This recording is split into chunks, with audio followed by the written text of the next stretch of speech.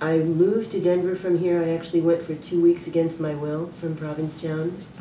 I mean, not so much against my will, but I really didn't want to go to the center of the land. I was so attached to the ocean. I went out to visit my mother and brother.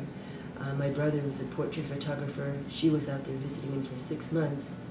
And it resulted that I ended up staying in Colorado for 17 years. While I was there, I met a gentleman.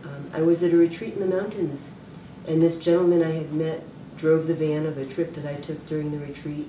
He invited me to a dinner party when we got back to the retreat center, and turned out that he had a JMW Turner Museum in his home. Joseph Millard William Turner who's one of the most well-known, greatest artists of all times. The museum actually was chosen one of the 99 finest museums in America while I was co-directed. Douglas and I were friends for 3 years, and then he asked me to marry him, and I co-directed the museum. So I'll share a poem that I wrote about Douglas, and then share more of the writing that has come through since he and I separated. The poem about him it's a linear program, vertically linear, with pretty much one word under the other. Douglas, brilliant, gentle, fearless, compassionate, lover of beauty, lover of nature, artistic contributor, heir of royalty and aristocracy, stepson of a world leader, father divine, my life has been enriched in ways I never dreamt of. I was housemate of JMW Turner, co-director of one of the 99 finest museums in America, co-producer of a classical concert series with symphony and chamber orchestra musicians, a house guest of the Duchess of Westminster, a European traveler. I beheld the Mona Lisa. My life has been expanded in ways I never dreamed of. Gratitude, love, ethereal joy, I honestly never anticipated. So chronologically, I think it might make the most sense as far as how to share how the writing has evolved. Douglas and I separated after 9 years of marriage. I didn't really see the separation coming, but it was evident that it was happening when it did. I moved out of the house. He encouraged me to move to Boulder. We lived in Denver. Boulder is only 30 miles or so northwest of Denver, with streets in the west going up into the foothills and the mountains. Wherever you are in Denver, you can see the mountains, but they're several miles away. When you're in Boulder, the western parts of the streets actually go up into the foothills. So he encouraged me to move back to Cape Cod. I couldn't imagine it being a few thousand miles between our daughter and either of us. And I moved up to Boulder, and when I didn't get a job immediately, I went to Denver General because I had been having dizzy spells for a couple of years. I would be immobilized for several minutes sometimes, where it was almost like a buzzing going on in my head, and I could see vaguely, but just couldn't move. It was really profound. And then my former husband and I were involved in selling a health product, and I flew here to Cape Cod and to California, and I drove around the country. Flew around the country. And when I travel, I have these dizzy spells where I bounce off to the side and have a building hold me up. And there was a woman in Provincetown who had had Meniere's disease, and she actually, that used to happen to her. So when I travel, while I was promoting this health product, I'd have a different kind of dizzy spell where I'd bounce off to the side and sort of have the wall hold me up, or the building. And there was a woman in Provincetown who had Meniere's disease, which is an inner ear imbalance, and that's what I thought I had. So when Douglas and I separated, when I didn't get a job immediately, I went to Denver General to find out what was causing the dizzy spells. Within 5 minutes, I was talking with a 30-year-old neurosurgeon. He scheduled a CAT scan the following Monday. I drove through rush hour traffic on a Monday morning to Denver General. They were waiting for me. I had the CAT scan. Within 30 minutes or so, the young neurosurgeon called me into a room with 2 light boards with x-ray sheets of paper on them, 8 cross-sections of my brain on each sheet of paper, and each cross-section was the size that a cross-section of your brain would be, and every one of them, a quarter of the size of it, was a mass with a pointer. He said, Linda, that's not supposed to be there. I'd like your permission to operate immediately.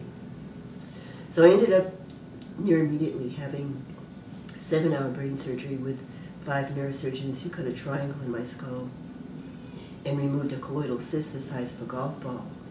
It was quite profound, and I'm thrilled that the outcome of it was that I never felt any different.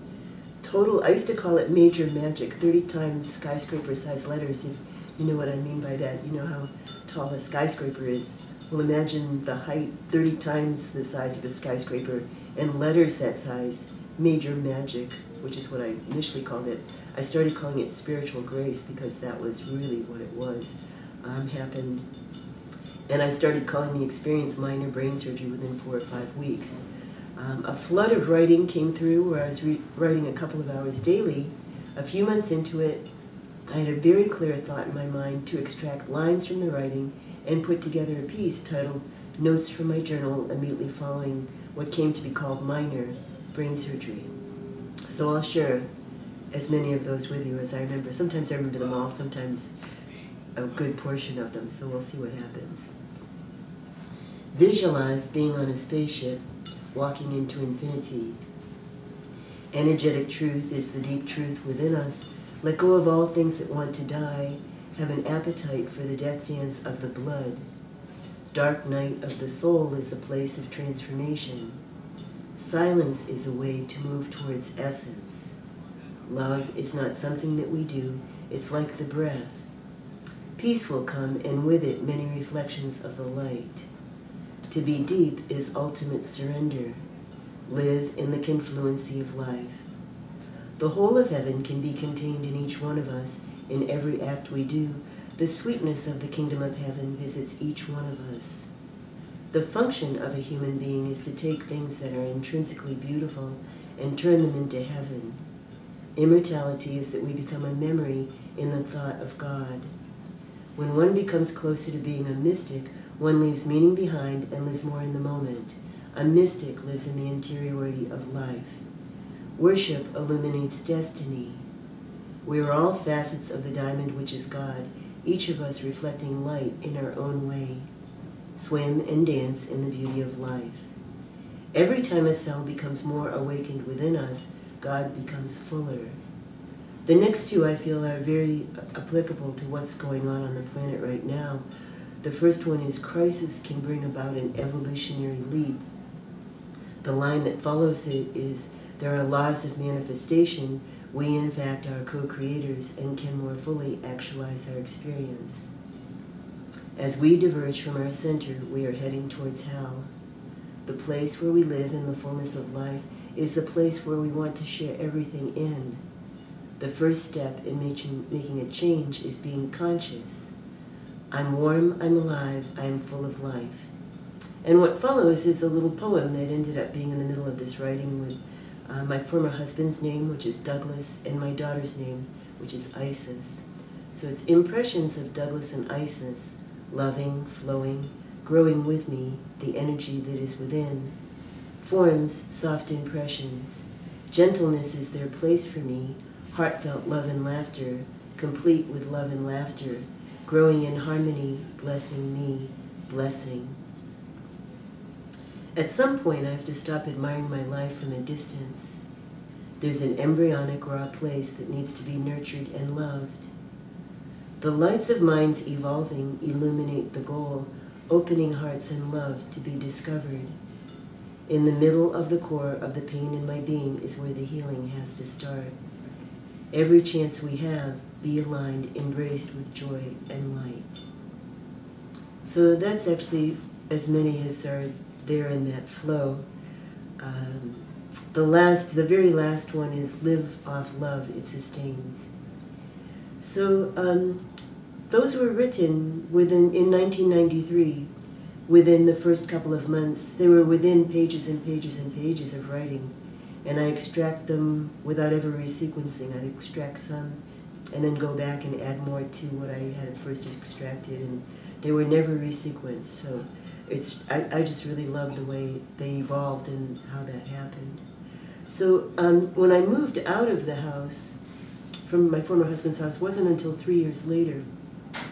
I still had some things there. I wasn't spending any time there anymore. But I moved some of my possessions that were still there out.